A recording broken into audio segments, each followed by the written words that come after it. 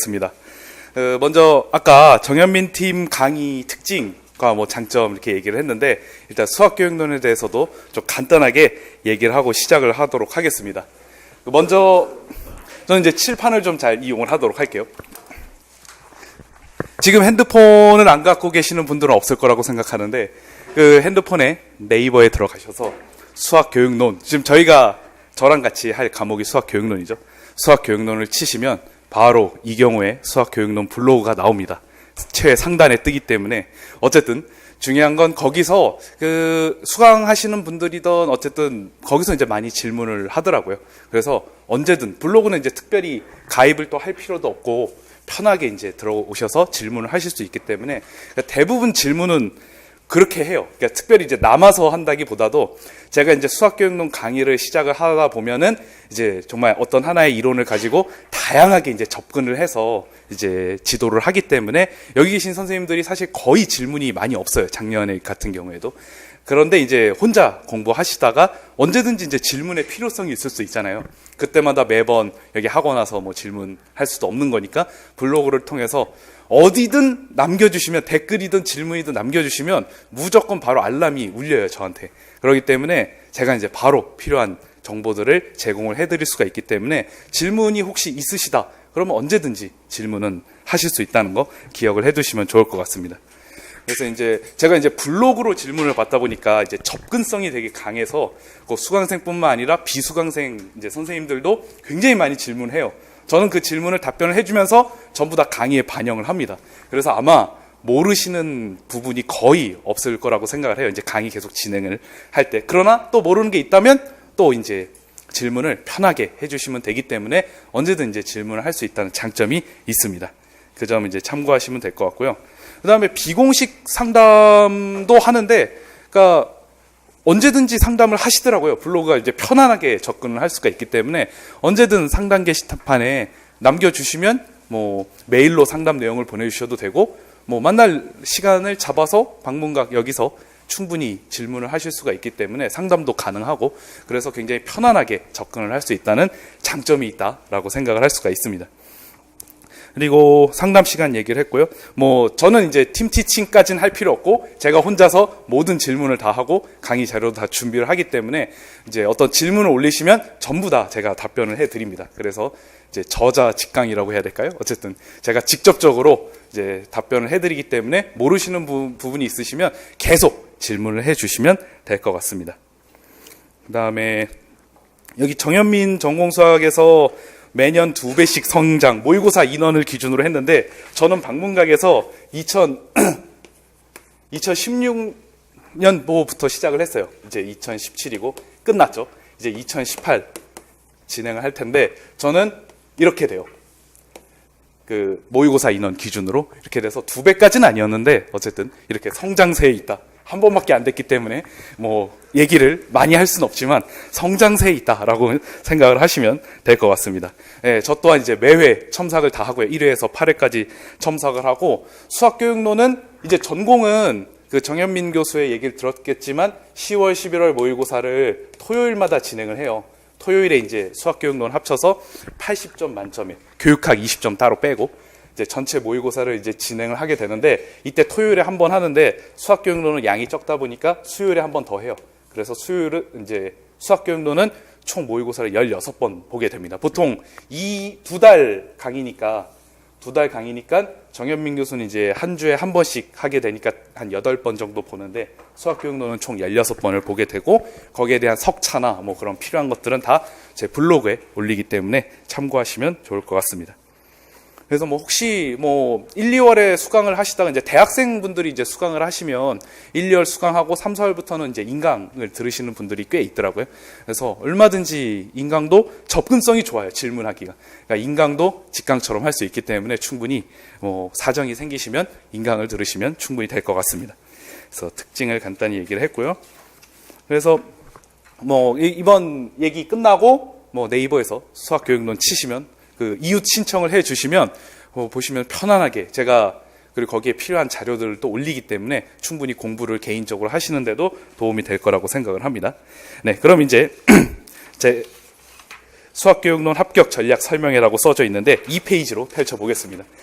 이제 고생해서 복사했기 때문에 프린트를 잘 이용을 하도록 하겠습니다. 그 2페이지 보면 일단 말씀드릴 것 중에 가장 중요한 건 수학교육론의 트렌드가 상당히 많이 바뀌었다는 것을 잘 아셔야 됩니다. 이게 굉장히 중요해졌어요. 크게 나누자면 수학교육론 전체 이론, 그러니까 뭐 여러 가지 사람들이 나오죠. 뭐 딘즈나 뭐 폴리아나 프로리엔탈이나 여러 어떤 수학교육론 학자들의 이론들이 이제 수교 이론이라고 한다면 교직 수학이라고 그냥 좀 통합적인 말을 생각을 하다 보니까 이제 이런 느낌으로 이제 생각을 했는데 이제 교재 연구라는 책이 여기 밑에 있어요. 여기 2페이지에 제가 책 그림으로 해놨는데 아마 보셨을 겁니다. 수학교육학 신론하고 교육과정과 교재연구 봤을 텐데 이 두 가지는 거의 한 80% 정도는 여기서 출제가 돼요.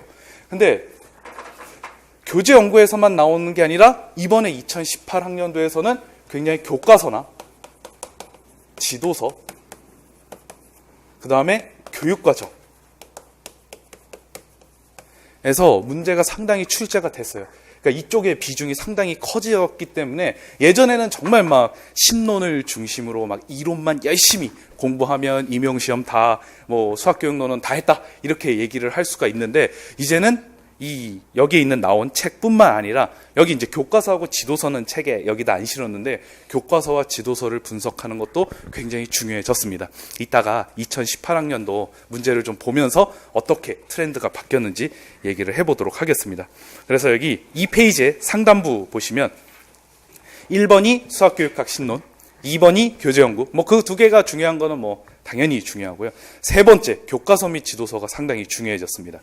그래서 2015 중고등학교 교육과정이라고 여기 밑에 그 교육부에서 발간한 책이 있는데 그게 이제 2015학년도에 어떤 전체적인 그 강론을 다 이제 실어놓은 것이거든요.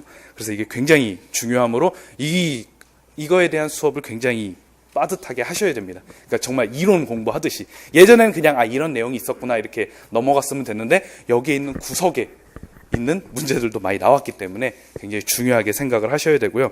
그 다음에 공구 개정은 이제 안 봐도 되지 않을까 이렇게 생각했지만 공구 개정과 비교하는 문제가 나왔기 때문에 이제 2009 개정도 사실은 이제 내년부터는 중학교 1학년하고 고등학교 1학년은 2015 개정으로 다루지만 아직 중2, 중3, 고2, 고3 이런 이제 학년들은 아직도 공구 개정을 쓰기 때문에 결국 둘 다 알아둬야 된다라고 이제 생각이 되고요. 원래 2차에서는 그거를 이제 잘 반영을 할 수 있었을 거라고 생각하는데 왜냐하면 이제 2차는 수업 실현, 뭐 지도안 작성 이런 것들을 하는데 거기서는 뭐 당연히 중요하게 반영이 됐겠지만 1차에서는 그래도 좀 이론 중심으로 나오겠지 생각을 했는데 이제는 1차에서도 상당히 교과서 및 지도서, 교육과정의 비중이 많이 커졌다는 거, 이 굉장히 중요하게 생각을 하셔야 될 것 같습니다. 그리고 밑에 교수학습 방법, 유의사항, 이건 뭐 항상 나옵니다. 이건 무조건 나오는데 이건 이따 좀 분석하면서 얘기를 해볼게요. 그 다음에 맨 마지막 네 번째 수학습 지도 원리와 방법인데 이 부분이 만약에 이론에 대해서 좀 깊이 있는 문제가 나올 수도 있기 때문에 조금 변별력을 키우기 위해서 이것도 조금 다루도록 하겠습니다. 자, 뒤로 넘어가시면요. 3페이지 보면은 신론을 중심으로 이게 지금 여기 대주제가 신론 목차예요.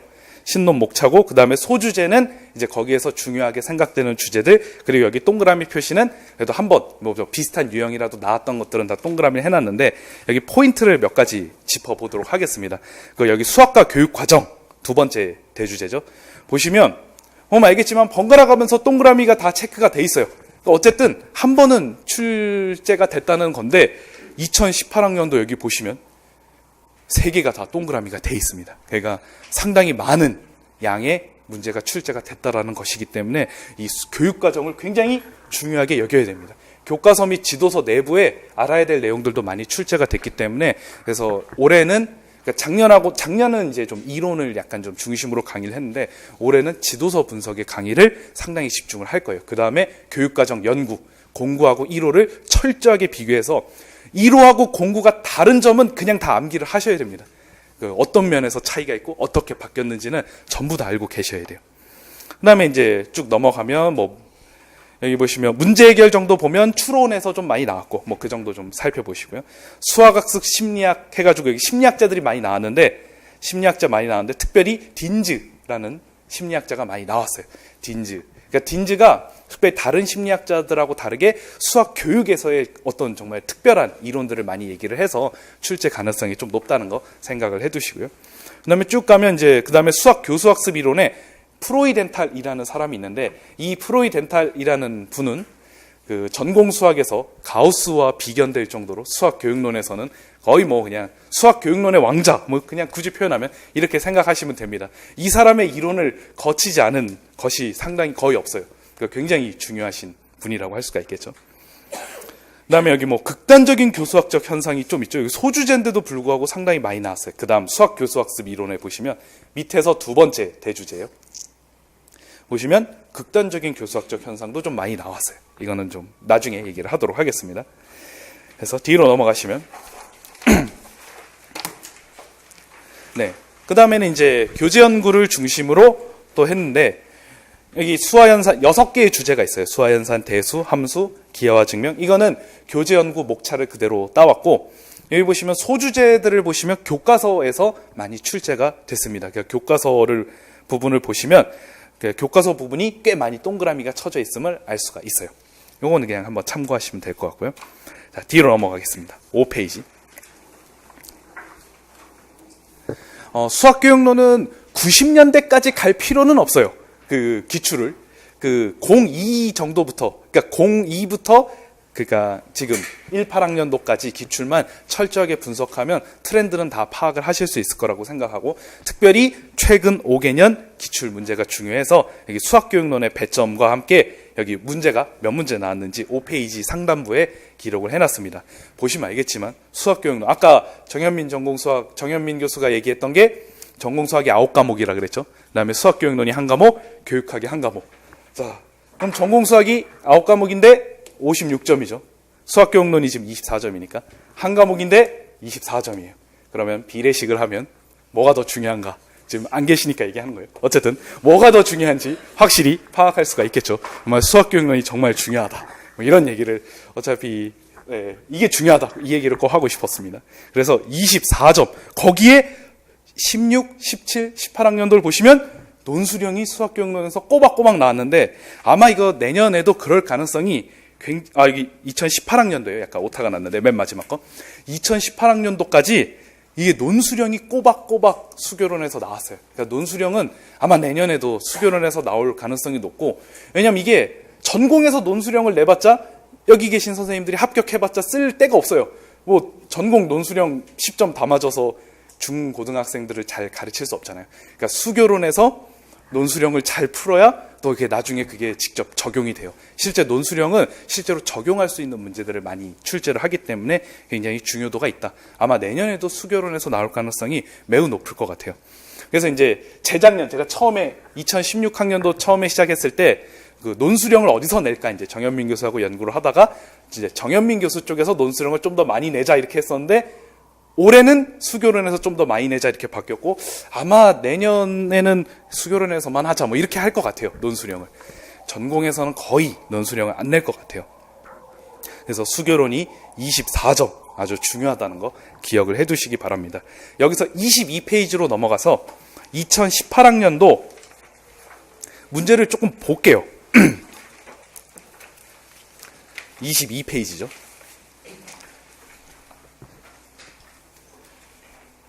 저기 22페이지 보시면 2015 개정 교육과정에 따른 두 교사의 대화이다. 교육과정에 대해서 나왔습니다.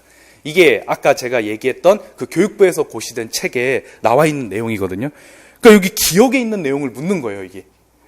이거는 정말 이거 철저하게 보지 않으면 맞출 수가 없는 문제죠. 그러니까 이게 예전에는 진짜 막 신론만 보면은 그냥 뭐 수학교육만 다 됐다. 진짜 이런 시대가 있었습니다. 그러다가 이제 조금씩 교재연구의 중요성이 부각되면서 신론과 교재연구 투탑이었는데 이제 교과서 및 지도서, 교육과정 아주 중요하게 됐죠. 그럼 여기 대화를 보시면 A-B 대화를 그냥 간략하게 보시면 막 공구계정, 1호 계정 막 그냥 섞어서 나옵니다. 공구계정까지도 알아둬야 된다는 거. 막 용어와 기호에는 또 어떤 내용이 있는지 이런 것들을 알아야 되는 수준까지 왔기 때문에 굉장히 이거를 자세하게 다룰 겁니다. 자, 그 다음 2번으로 가죠. 이번에 문제를 간략하게 설명을 해드리면 중학교 때 A 플러스 B의 제곱에 대해서 배웠어요. 이거 곱셈 공식 전개하는 방법. 이거를 토대로 A 플러스 B의 세제곱에 대해서 학생이 깨달아가는 과정을 이제 얘기를 해놨는데, 이게 아까 교육부에서 고시된 그 별책 8이라 그래요. 수학이 이제 8번이거든요. 거기에 그대로 이렇게 하라고 나와 있어요. 중학교 때 있는 걸 토대로 고등학교 거 지도해라. 그러니까 그걸 한 번이라도 봤으면 이 내용이 굉장히 친숙하게 다가왔을 겁니다. 그리고 뒤에 넘어가시면 24페이지 문제 보시면 비고치키의 이제 비계 설정 이거 이론인데, 이거 제가 모의고사 마지막 8주차에 비고치키하고 요 비계 설정에 대해서 출제를 했는데, 모의고사를 풀어보신 분들은 충분히 다 서술을 했을 거라고 생각을 합니다. 그러니까 이 본문까지 똑같진 않았어요. 이 본문을 맞춘다면 정말 대단하신 분입니다. 본문은 맞추지 않고 다른 내용으로 이 비고치키 이론을 설명하라고 이제 출제를 했었는데, 아마 며칠 전에 출제를 한 거기 때문에 시험 보기 전에 11월 23일인가 하여튼 11월 22일인가 그쯤에 출제를 했기 때문에 아마 잘 맞추셨을 거라고 생각을 합니다. 자, 뒤로 넘어가면 25페이지죠. 자, 문제를 보면 딘즈의 이론에 기초하여 이론 같아요. 딘즈, 아까 얘기했던 딘즈죠. 근데 밑에 본문을 보시면 정사각형 조각들, 이거 수열 문제거든요. 그러니까 이게 교과서에서 이 내용을 받느냐 안 받느냐가 상당히 중요합니다. 뒤로 넘어가시면 26페이지. 지금 문제가 꼬박꼬박 교과서 및 지도서에 없는 내용이 없어요. 예전에는 그냥 막 이론만 내고 막 그렇게 했었는데 정말 교과서와 지도서를 상당히 많이 의존하게 됐습니다. 그래서 여기 활용 계획 26페이지 보시면 정사각형 조각 가지고 이거 수열의 공식, 일반화된 식을 끌어내는 문제였는데, 이거는 교과서에서 이 내용을 봤었으면 충분히 익숙하게 접근을 할 수 있었을 것이고, 이게 교과서 및 지도서를 이게 왜 중요하냐면은 이거 자체가 중요한 것도 맞아요. 이번에 되게 많이 나왔으니까. 근데 진짜 더 중요한 건 모의고사 80점 만점으로 본다 그랬잖아요. 11월에. 전공 내용학이죠. 56점이. 이건 전공 교육학이고 굳이 표현하면. 그래서 전공 수학 문제를 푸는 데만 해도 시간이 정말 없어요. 그러니까 항상 시간이 부족해요. 근데 수학 교육론에서 충분히 시간을 줄일 수가 있는 게 교과서 및 지도서를 파악하게 되면 이 본문의 내용을 빠르게 읽을 수가 있어요. 그러니까 빠르게 파악해서 이게 진짜 처음 보면은 내용 자체를 이해하지 못하고 도대체 내가 어떤 답을 써야 될지를 파악하지 못할 수도 있어요. 그렇기 때문에 교과서 및 지도서를 공부하는 목적은 이제 제시된 지문을 빠르게 읽게 하는 목적도 있다라는 것입니다. 그렇게 되면 이제 지문 파악이 빨리 되고 문제도 손쉽게 풀 수가 있겠죠. 자, 그다음 27페이지. 또 교육과정에서 또 나왔어요. 이렇게 교육과정에서 이렇게 많이 나올 줄이야.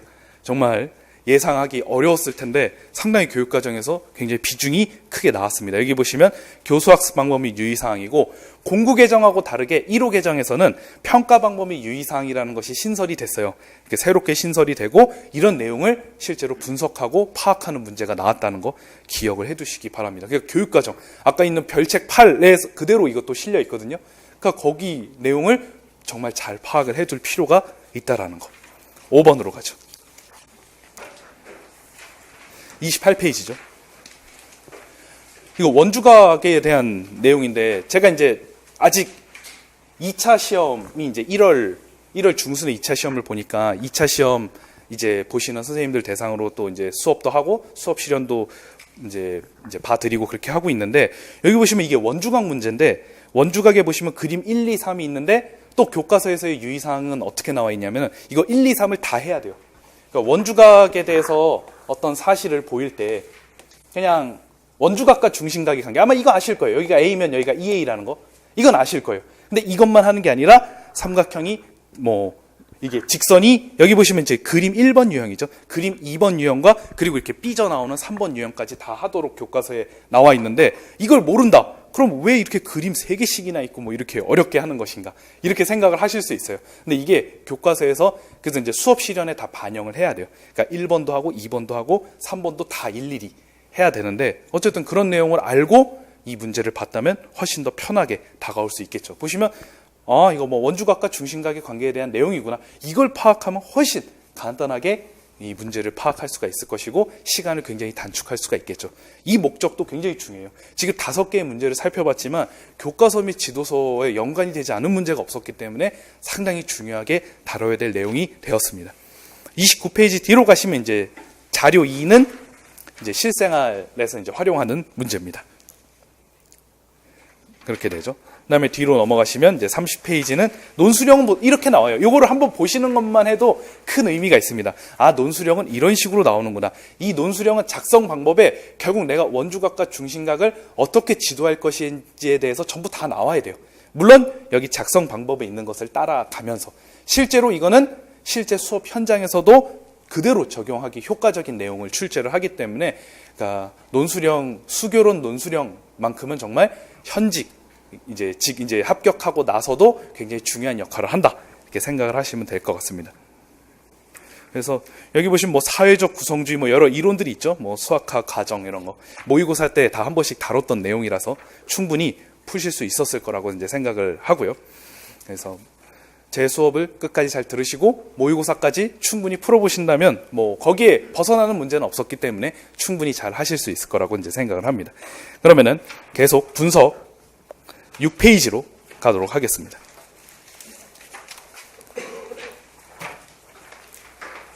네, 얘기는 거의 다 했고요. 뭐 한 5분 정도 더 하면 될 것 같습니다. 네, 6페이지 이제 출제 경향 분석 계속되는데 그 공구 개정의 중점 영역은 문제 해결, 추론, 의사소통이었는데 이게 3가지가 중요했는데 1호 개정에서는 3가지가 추가가 됐어요. 정보 처리, 창의 융합, 태도 및 실천이 추가가 됐는데 이 6가지에 대한 설명을 좀 여기 구체적으로 다뤄놨습니다. 이 6가지는 정말 1호 개정에서 수학, 특별히 이제 수학과 교육과정 1호 개정에서 핵심을 뚫는 이 6개이기 때문에 잘 알고 계셔야 됩니다.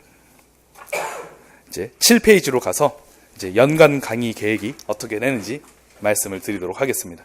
어쨌든 작년에 비해서 그 전공은 그냥 작년 거의 비슷하게 가시는데 이 수학교육론은 전면적 변화를 했습니다. 전공이 지금 일수토 이제 이렇게 강의를 하셨는데 그래서 수학교육론은 목, 금에 강의를 해요. 거기 딱 비어있는 시간대 골라서 목, 금에 이제 강의를 하게 되고요. 7월부터는 정현민 교수가 주 1회밖에 강의를 토요일밖에 안 해요. 그래서 이제 하반기 7월부터는 수, 금 이렇게 이제 강의를 하게 됩니다. 다 2번씩 돼 있죠.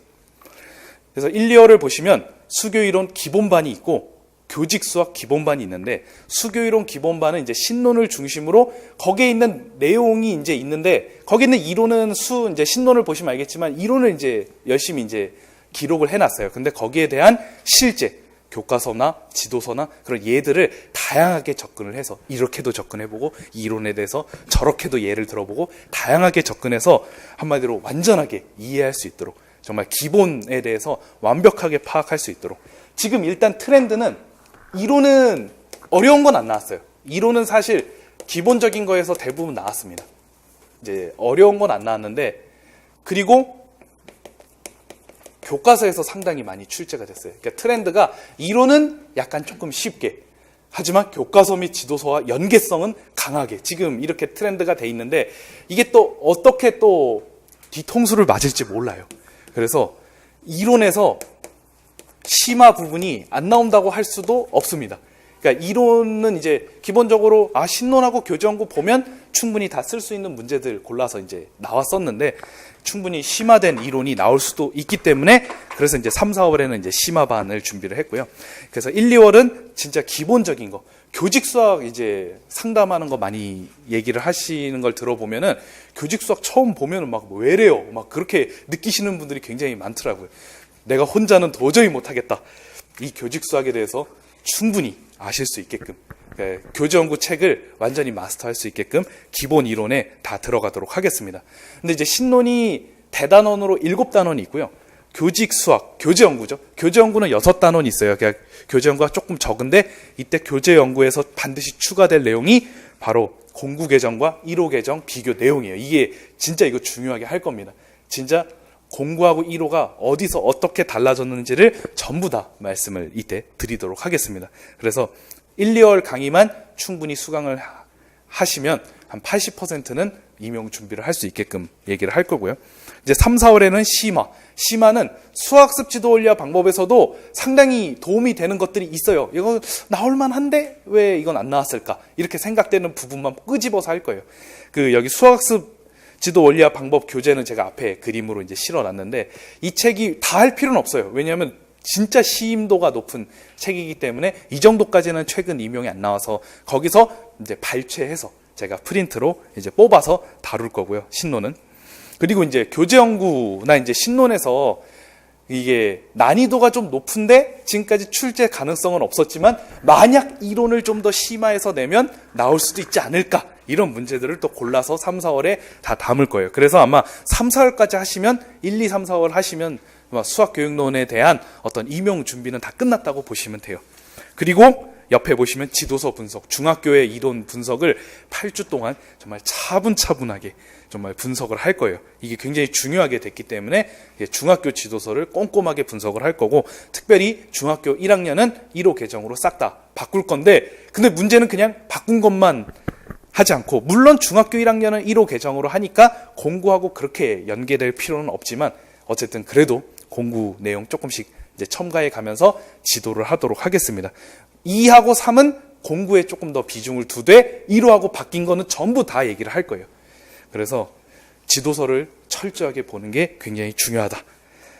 그 다음에 이제 5, 6월에는 이제 기출해설을 할 텐데, 원래 기출해설을 3, 4월에 했는데 지도서를 충분히 하지 않고 기출을 해설을 하다 보니까 선생님들이 많이 어려움을 느끼더라고요. 그래서 이번에는 이론을 다 끝내고 기출해설 2002년부터 18학년도까지 총 17개년인데 거기에 공부 모의평가라고 살짝 좀 있었어요. 모의로 평가한 게 있었는데 그것까지 포함해서 이제 기출해설을 하도록 하겠습니다. 이거는 철저하게 1월에서 4월까지 했던 강의를 연계해서 1월에서 4월까지 했던 배운 내용들이 기출에 어떻게 적용되고 어떻게 나왔고 이런 것들은 이제 얘기를 할 거고요.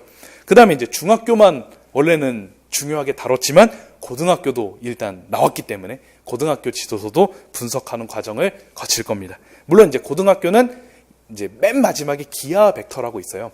공구 개정을 기준으로 기하 벡터고 1호 개정에서는 이제 기하로 영역이 바뀌면서 진로 선택으로 넘어갔어요. 이것도 이제 1, 2월에 자세히 다룰 건데, 그래서 이제 문 이과로 나누기보다 진로에 따라서 이제 나눠지는 과정으로 바뀌었는데 진로 선택까지는 뭐 안 나올 가능성이 높지 않을까. 그래서 거기까지는 다루지 않을 수 있겠지만 어쨌든 중요한 부분은 다 다루도록 하겠습니다. 그리고 옆에 기출 적용이라고 4주간 한 건데 이게 공부에서 1, 3학년도만의 특징이 있어요. 어떤 특징이 있냐면 객관식 문제가 나왔다는 거죠. 이 객관식 문제 중에서도 상당히 이게 굉장히 좀 버리기 아깝고 굉장히 중요하고 좋은 문제들이 많이 있는데 이걸 썩혀둘 수 없다. 그래서 이 객관식 문제를 서술형으로 바꿔서 이때는 이제 실제로 문제를 풀어보는 시간을 갖고 첨삭을 해드릴 거예요. 이때는. 그래서 실제로 객관식 문제 아까우니까 버리지 말고 서술형으로 변환해서 문제를 풀어보고 첨삭을 받아보시면 될 것 같습니다. 이렇게 되면 이제 하반기에는 이제 문제풀이 이렇게 하겠죠. 문제풀이반은 역시 주 2회로 진행이 되며 앞에 부분 이제 수요일 금요일이죠. 하반기니까. 그래서 수요일에는 이제 이론 중심, 그 다음에 이제 금요일에는 이제 교과서 및 지도서 좀 중심, 이렇게.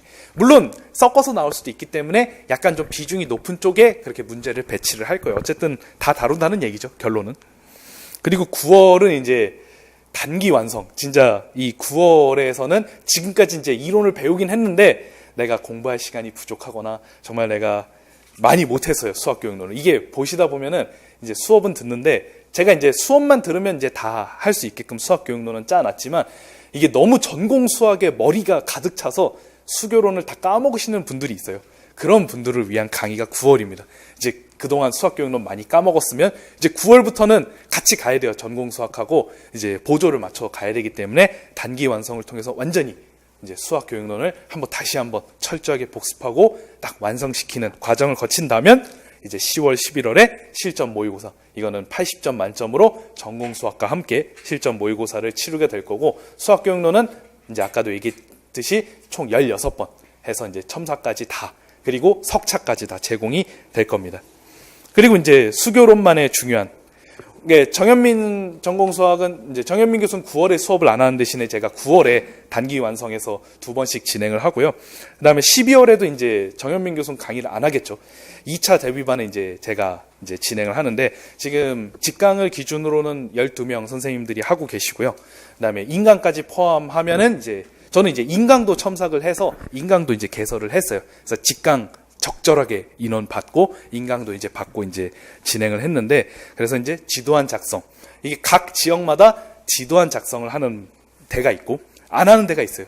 그리고 수업 시련은 무조건 해요. 모든 지역이든 수업 이렇게 직접 수업하는 겁니다, 진짜. 그럼 이제 그거 보고 처음에는 굉장히 떨려서 막 진짜 수업 시련이 제대로 안 되는데 계속 첨삭 받고 피드백 받고 그렇게 하면 저는 그 이번 여기 계신 직강 선생님들, 지금 듣고 있는 직강 선생님들에게도 얘기했지만 매 눈으로 칼같이 지적을 해드립니다. 이게 마음의 상처가 될 수는 있겠지만 이게 교정하지 않으면 진짜 안 되기 때문에 그래서 아주 칼과 같이 마음을 정말 칼로 이제 베이는 그런 이제 지적을 해드립니다. 그래서 아마 큰 도움이 멘탈만 괜찮으시다면 큰 도움이 될 거라고 생각을 하고요. 그다음에 경기 지역은 수업 나눔이라고 따로 있어요. 그래서 경기 지역 이렇게 하시는 분들은 참고하시면 될 것 같습니다. 그 다음에 8페이지의 수교론 공부 계획은 한번 집에서 천천히 보시면 될 것 같고요. 그 다음에 9페이지. 9페이지가 이제 마지막 페이지가 되겠네요. 그래서 여기 1, 2월 이제 수학 교육론, 수교 이론 중심, 그리고 교직 수학 기본 이렇게 해서 이제 시간표가 돼 있고요. 그 9시 반부터 10시까지는 이제 아까 정현민 교수가 얘기했듯이 피드백을 할 겁니다. 몇 문제 이렇게 풀어보는 것을 통해서 이제 1주차는 OT로 진행이 되고 2주차부터는 지난 시간에 배웠던 것들을 좀 복습하는 측면에서 문제를 풀어보는 시간을 가질 거고 이렇게 수업이 진행이 됩니다. 그 다음에 질문 및 상담하고 사실 여기 추가 상담 시간을 만들어 놓긴 했는데 여기까지 계신 분은 거의 없긴 했어요. 이게 왜냐하면 일단 수업에서 거의 다 끝나고 그 다음에 언제든지 뭐 블로그에서 질문을 할 수 있기 때문에 어쨌든 만들어는 놨으니까 여기서 필요한 내용들을 다 이제 상담을 하시면 될 것 같습니다. 그리고 여기 9페이지 맨 밑에 보면 이경호 수학교육론 블로그 밑에 주소는 있는데 그냥 네이버에 치시는 게 편하실 겁니다. 거기서 막 이유 신청 같은 거 하시면 이제 제가 어떤 걸 올리면 알림이 오시겠죠? 그럼 도움이 많이 될 거라고 생각을 합니다.